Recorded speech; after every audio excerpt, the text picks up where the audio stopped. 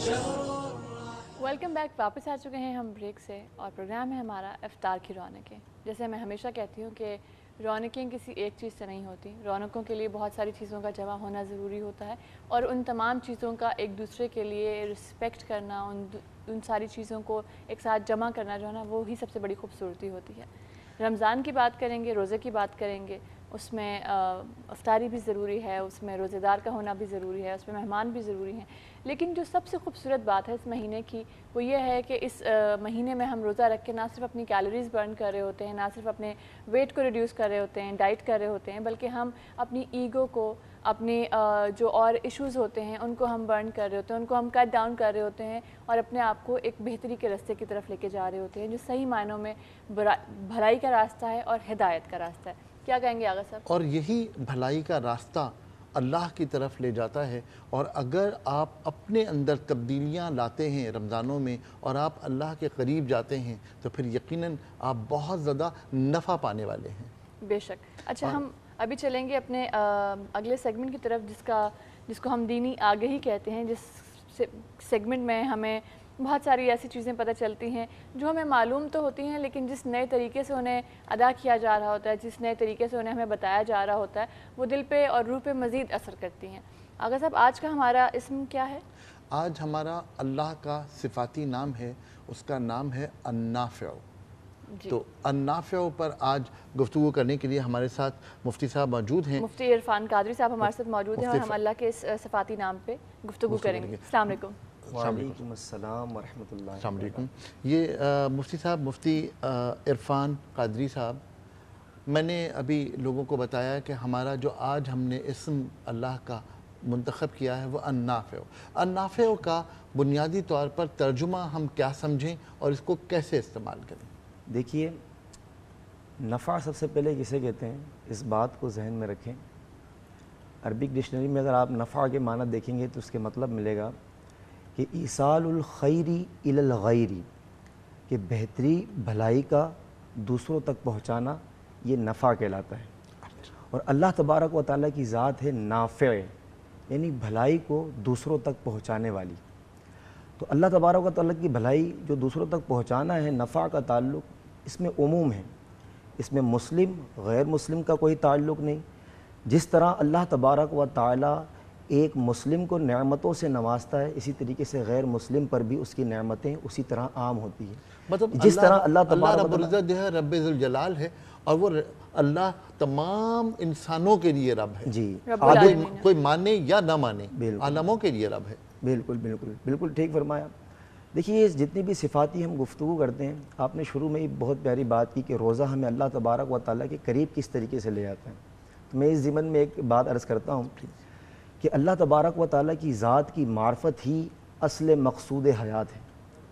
اللہ تبارک و تعالیٰ کی پہچان ہے.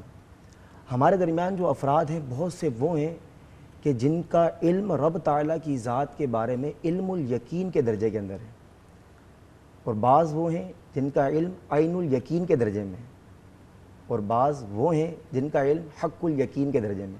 میں ذرا اس کی وضاحت کر دوں. جی پلیز, بہت اچھی بات. کہ اگر میں آپ کو کہوں کہ فلاں فلاں گھر میں 2 مرد اور 1 بچہ موجود ہے, اور آپ میری خبر پر اعتماد کر لیں, تو یہ جو علم ہوگا یہ علم الیقین کہلائے گا. لیکن جب آپ اس گھر کے قریب پہنچیں اور دیکھ لیں کہ گھر کے اندر 2 مرد, سن لیں آوازیں, 2 مردوں کی آواز آ رہی ہے اور 1 بچے کی آواز آ رہی ہے, اب آپ کا علم بڑھ جائے گا, یہ عین الیقین کے درجے پر پہنچ گیا. اور اگر اس گھر میں جا کر دیکھ لیں کہ 2 مرد اور 1 بچہ موجود ہے, تو اب جو آپ کا علم ہوگا وہ حق الیقین کے درجے پر ہوگا. ہمارا جو رب تعالیٰ کی ذات کے بارے میں علم ہے وہ علم الیقین کے درجے میں ہے. ہم نے صرف نبی کریم صلی اللہ تعالیٰ علیہ وسلم کی خبر پر اعتماد کر کے اللہ تبارک و تعالیٰ کو پہچانا. اس کی صفات کے ذریعے سے اللہ حضور علیہ الصلوۃ والسلام نے رب تعالیٰ کی پہچان کروائی کہ وہ رحمان ہے, وہ رحیم ہے, وہ کریم ہے, وہ ستار ہے, قہار ہے, وہ غفار ہے, وہ نافع ہے. اب جس طرح جو ہم اللہ تبارک و تعالیٰ کی صفات پر یقین ہمارا پختہ ہوتا جائے گا, عبادات کی کثرت ہوگی, نفس کے اوپر جبر ہوگا, اور غور فکر اور تدبر ہوگا کائنات میں اللہ تبارک و تعالیٰ کی صفات تلاش کریں گے, تو اللہ تبارک و تعالیٰ ہمارا علم بڑھاتا رہے گا. آپ کائنات کے اندر دیکھیں, رب تعالیٰ کی پہچان کا واحد ذریعہ اب کیا ہے؟ اگر آپ کتابوں کو اٹھا کر دیکھیں تو جتنے بھی عارف باللہ لوگ ہیں انہوں نے ایک واحد ذریعہ بتایا ہے کہ اللہ تعالیٰ کو ڈائریکٹ کوئی بھی نہیں پہچان سکتا۔ اگر رب تعالیٰ کی پہچان حاصل کرنی ہے تو کائنات میں موجود اللہ تبارک و تعالیٰ کے کاموں پر غور کریں۔ جب کاموں پر غور کریں گے وہاں سے رب تعالیٰ کی صفات کا پتہ چلے گا، اور پھر صفات سے اللہ تبارک و تعالیٰ کی ذات کی معرفت حاصل ہوگی۔ یقیناً۔ تو اس کا مطلب یہ کہ حق الیقین سے اب ہم اگر تحقیق کرتے ہیں تو ہم عین الیقین کی حد تک آ سکتے ہیں۔ بالکل بالکل۔ اور حق الیقین کی منزل پانا شاید ایک عام انسان کے بس کی بات نہیں۔ عام انسان کے بس کی بات اس لیے ہے کہ جو حق الیقین کی منزل پا جاتا ہے وہ پھر عام رہتا نہیں ہے۔ اگر میں اس کو تھوڑے سے حوالے کے ساتھ بیان کروں تو حضرت ابو ذر غفاری، جنہیں عام طور پر ہمارے ہاں بہت سے لوگ ابو ذر غفاری پڑھتے ہیں، جو اصل میں ہے ابو ذر غفاری، حضرت ابو ذر غفاری رضی اللہ تعالیٰ عنہ نے فرمایا تھا کہ اگر خدا مجسم میرے سامنے آ جائے تو خدا کی قسم میرے دل میں جو یقین اللہ کی ذات پر ہے اس میں ذرہ برابر بھی اضافہ نہیں ہوگا۔ تو یہ ہے اصل میں یقین کی وہ منزل جو ہمارے بزرگوں نے پائی تھی، اور یقین کی یہ منزل ہی اللہ رب العزت کے قرب کا باعث ہے۔ اور اس قرب کو حاصل کرنے کے لیے ہم کیا کیا عمل کر سکتے ہیں آج رمضان کے وقت؟ دیکھیے، سب سے اول تو یہ بات ذہن میں رکھیں کہ اللہ تبارک و تعالیٰ نے جا بجا اپنے ذکر کا حکم دیا ہے۔ ذکر عربی میں کسے کہتے ہیں؟ یاد کو۔ لفظ ذکر کا مطلب یاد ہے۔ اور آپ علامہ ابو بکر جساس رازی رحمۃ اللہ تعالیٰ علیہ کی کتاب احکام القرآن للجساس اٹھا کر دیکھیں، جنہوں نے احکام شرعیہ قرآن مجید میں جو آرڈرز پائے جاتے ہیں اس پر مشتمل کتاب لکھی ہے، تو اس میں یہ بات لکھتے ہیں کہ سب سے افضل ترین ذکر کیا ہے؟ لا الہ الا اللہ کہنا بھی ذکر ہے، اللہ اللہ کہنا بھی ذکر ہے، الا اللہ کہنا بھی ذکر ہے۔ لیکن وہ کہتے ہیں سب سے افضل ترین ذکر اللہ تبارک و تعالیٰ کی ذات اور اس کی صفات میں غور و فکر کرنا ہے، کیونکہ اگر کسی نے ولی بھی بننا ہے تو ولایت کی بھی شرط اول یہ ہے، ولی کی تعریف میں پہلا جملہ یہ ہے کہ الولی عارف باللہ و صفاتہ، ولی ہوتا ہی وہ ہے جو اللہ تبارک و تعالیٰ کی ذات کا اور اس کی صفات کا عارف ہوتا ہے، عرفان ہوتا ہے۔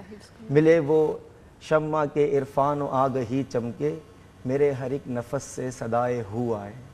تو عرفان اللہ تبارک و تعالیٰ کا جب حاصل ہو جائے گا، اس کی معرفت حاصل ہو جائے گی، تو پھر انسان کامل بندگی کا بھی اس کے اندر احساس بیدار ہوگا کہ جب تک بادشاہ کی بادشاہت کا ہی نہیں پتہ، پہچان ہی نہیں ہے، ہم کسی ایک اجنبی شخص سے ملاقات کرتے ہیں یا کسی سے بھی ملاقات کروا دی جائے، اس کی صفات کا ہمیں معلوم نہ ہو تو ہمارے دل میں اس کی وہ قدر وہ وقت پیدا نہیں ہو سکتی۔ لیکن جب ہم آپ کو بتا دیں کہ بھئی یہ شخص ایک اثر و رسوخ کا مالک ہے، دنیاوی تعلیم اس کی اتنی ہے اور اس کا جو ہے اتنا پاور ہے، تو پھر جب ہم اس سے ملاقات کریں گے تو پھر ہمارا اس کی وہ کیفیات جو ہے باطن کی وہ دوسری ہوگی ملاقات کرتے ہوئے۔ تو رب تعالیٰ کی بندگی بھی کامل اس وقت تک نہیں ہو سکتی جب تک اللہ تبارک و تعالیٰ کی صفات پر مسلسل غور فکر تدبر تفکر نہ کیا جائے اور اس پر یقین نہ کیا جائے۔ جب ہم تفکر کا سلسلہ اپنا وسیع کریں گے تو اللہ تبارک و تعالیٰ کی ذات ہمیں پھر اپنی معرفت مزید کروائے گی، کہ جو قرآن مجید کی آیت ہے کہ جو ہماری راہ میں کوشش کرتے ہیں ہم اس کے لیے اپنی راہیں کھول دیتے ہیں۔ تو یہ اللہ تبارک و تعالیٰ کی راہیں یہی ہیں جو عرفان کی راہیں ہیں، معرفت کی راہیں ہیں، علم کی اور آگاہی کی راہیں ہیں، وہ اللہ تبارک و تعالیٰ کے قرب کی راہیں ہیں۔ یہ اللہ تبارک و تعالیٰ کی صفات پر مسلسل تفکر غور تدبر کرنے سے حاصل ہوتی ہے۔ اور یہ کس طریقے سے میں عرض کروں، دیکھیے کائنات میں ہم نے یہ پڑھا ہے علم الیقین کہ اللہ تبارک و تعالیٰ کی ذات رحمان ہے، اللہ تبارک و تعالیٰ کی ذات تربیت کرنے والی۔ اس کی تربیت کے مناظر دیکھیے، اگر آپ نے غور کیا ہو، جب کبوتر کا بچہ پیدا ہوتا ہے، کبوتری کا مادہ کا جب بچہ پیدا ہوتا ہے تو وہ اس کو دانہ نہیں کھلاتی بلکہ صرف اس کے منہ میں پھونک مارتی ہے، پھر کچھ عرصے بعد وہ اس کو دانہ کھلانا شروع کر دیتی ہے۔ آج سائنس نے تحقیق کی اور معلوم ہوا کہ اگر ابتدائی دور میں ہی کبوتری اپنے بچے کو دانہ کھلا دے تو وہ بچہ مر جائے، کیونکہ اس کا معدہ ہی اتنا کمزور ہوتا ہے۔ تو سوال یہ ہے کہ اس کبوتری کو کس نے سکھا دیا کہ بچے کا معدہ نازک ہے، اسے دانہ نہیں کھلانا، اس کے منہ میں پھونک مارنا ہے، یہی اس کے بقایا حیات کا ذریعہ ہے۔ اور پھر اسے کیسے پتہ چل گیا؟ کچھ عرصے بعد نہ تو اس نے نبض پکڑ کے چیک کی کہ اس کا معدہ مضبوط ہو گیا، اب دانہ کھلانا ہے، یہ رب تعالیٰ کی تربیت ہے، واضح مثال ہے جو ہم دیکھتے ہیں۔ اسی طریقے سے بے شمار مثالیں ہیں اللہ تبارک و تعالیٰ کی ذات کی اور اس کی صفات کی۔ کہیں ہمیں رحمانیت کی صفت نظر آئے گی کہ اللہ تبارک و تعالیٰ کسی کے ساتھ انتہائی رحم کا معاملہ فرما رہا ہے، کہیں اللہ تبارک و تعالیٰ ذلیل لوگوں کو عزت دے رہا ہے، کہیں عزت داروں کو ذلیل کر رہا ہے۔ تو عز من تشاء و تذل من تشاء، اللہ تبارک و تعالیٰ کی یہ مناظر ہمیں کائنات میں نظر آ رہے ہیں۔ کہیں اللہ تبارک و تعالیٰ رزق کے ایسے ایسے انتظام کر رہا ہے لوگوں کے گمان تک نہیں، جہاں سارے دروازے بند، ہر ایک نے ٹھکرا دیا، سارے اسباب چھوڑ دیے گئے، چھوٹ گئے، اس کے بعد بھی اللہ تبارک و تعالیٰ نے وہاں سے ذریعہ بنا دیا کہ گمان تک بھی نہیں۔ کہیں اللہ تبارک و تعالیٰ کی رزاقیت کی، کہیں رحمانیت کی، کہیں قدرت کی صفت نمایاں ہے۔ تو اس طرح کائنات میں جب غور کرتے رہیں گے، مسلسل تفکر کرتے رہیں گے اپنے ماضی حال اور اپنے ماضی اور حال پر، گزشتہ ادوار پر، کہ جب زندگی کے اندر ایسی پریشانی آئی کہ محسوس ہوا کہ اب سب کچھ ختم ہو گیا، غموں کا سایہ دل کے اوپر چھا گیا اور ایسا لگا کہ ہم اس کیفیت سے اب کبھی باہر نہیں نکل پائیں گے، لیکن اللہ تبارک و تعالیٰ نے ان تمام کیفیات کو اس وقت مٹا دیا آنے والے کچھ لمحات، کچھ وقتوں کے اندر، اور پھر ہمیں نئے راستے دکھا دیے، نئی روشنیاں دکھا دی۔ تو اللہ تبارک و تعالیٰ زندگی میں انسان چاہے وہ نقصان ہی ماضی میں کیوں نہ پہنچا ہو، لیکن اللہ تبارک و تعالیٰ کی ذات کسی کو بھی ہمیشہ کے لیے ٹھپ نہیں کرتی کہ اب تم ختم اور کوئی راستے چاروں خانے چت ہو جائیں، کوئی راستے نہ رہے۔ یقیناً مجھے حضور علیہ الصلوۃ والسلام کی ایک حدیث یاد آ رہی ہے۔ آپ صلی اللہ تعالیٰ علیہ وسلم نے فرمایا، صحابہ اکرام علیہم رضوان کے مجمع میں تشریف فرماتے اور ہنسنے لگے۔ صحابہ سے فرمایا، اتدرون مما ضحکت، کیا تمہیں پتہ ہے میں کیوں ہنس رہا ہوں؟ صحابہ اکرام نے عرض کی، واللہ ورسولہ اعلم، اللہ اور اس کا رسول بہتر جانتے ہیں۔ تو آپ صلی اللہ علیہ وسلم نے فرمایا، مجھے تعجب ہے، اللہ تبارک و تعالیٰ انسان کے ساتھ جو بھی معاملہ فرماتا ہے اس میں اس کے لیے بہتری ہوتی ہے۔ یقین تو یہ ہے نافع اللہ تبارک و تعالیٰ کے کام، چاہے عارضی طور پر اللہ تبارک و تعالیٰ ہمارے ساتھ کوئی تکلیف دہی معاملہ کیوں نہ پیش کر دے، بیماری آ جائے ایسی کہ ہم شفا یاب ہی نہ ہو رہے ہوں، کوئی امراض ایسا لاحق ہو جائے، کڈنیاں